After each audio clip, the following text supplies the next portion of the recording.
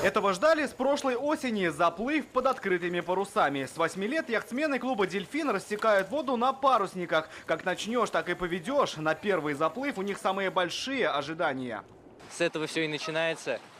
Да, я думаю, что вот именно от первого заплыва дальнейшие успехи будут уже в будущем. Начиная с сегодня, перед ними открыта вся Волга, вплоть до октября. До победы их будут вести 1000 километров. Это немного для большого спорта, ведь прошлый сезон взрастил 5 спортсменов для сборной Татарстана. Одна из них – Виктория Цыпляева. На парусниках уже 4 года. В прошлом году за успехи пригласили в сборную, где другие масштабы и другие требования. Потому что там сложнее, там больше соперников, которые ходят больше меня и занимаются лучше, чем я, мне кажется. Итак, в целом, кто-то лучше, а кому-то нужно подтянуться. Татарстан намерен поднять уровень парусного спорта. Природа позволяет.